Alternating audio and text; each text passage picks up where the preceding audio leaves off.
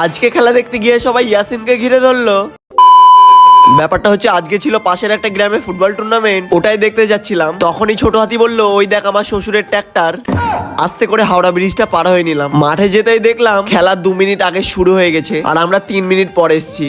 যাই হোক, আজকে ছিল দুটো সেমিফাইনাল ম্যাচ, খুবই হাড্ডাহাড্ডি খেলা হবে। ফার্স্ট খেলাটা হচ্ছিল গলাইদড়ি ভার্সেস সোনাতলা, আর এই মাত্র সোনাতলা 1 গোলে আগিয়ে গেল। তারপর পরই গলাইদড়িও গোলটা শোধ করে দিল। তারপরই হাফ টাইম হলো। সেকেন্ড হাফে সোনাতলা প্রচুর অ্যাটাক করছিল, আর সেকেন্ড হাফে সোনাতলা 2 গোল করে 3-1 গোলে জিতে গেল। প্রথম খেলার শেষে 2 হাতি বাদাম কিনলো, আর বাদাম কাকার এটা স্ক্যানার না আইডেন্টি কার্ড বুঝতে পারছিলাম না।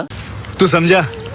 আর এখানে লাইটের ব্যবস্থা ছিল, সেই জন্য পরের খেলাটা নাইটে হলো। পরবর্তী খেলাটা হবে চারাতলা ভার্সেস সোনডাঙ্গা। এই দুটো টিমও খুব স্ট্রং ছিল, আর সোনডাঙ্গার টিমে ছিল ইয়াসিন। খেলা শুরু হবার পরই সোনডাঙ্গা খুব ভালো একটা চান্স পেয়েছিল, তারপরই একটা হ্যান্ড নিয়ে খুব ঝামেলা হলো। যাই হোক, ফার্স্ট হাফ গোল শূন্য অবস্থায় শেষ হলো। সেকেন্ড হাফে শুরুতেই সোনডাঙ্গা একটা গোল করে দিল, তারপর সোনডাঙ্গা আরো একটা গোল করলো, তারপর সোনডাঙ্গা আরো একটা গোল করলো, আর আজকে সেকেন্ড সেমিফাইনালে সোনডাঙ্গা জিতে গেল। খেলা শেষে সবাই ইয়াসিনকে ঘিরে ধরলো। আমরা বাড়ি যাই, তোমরা টুক করে লাইক আর সাবস্ক্রাইবটা করে দাও।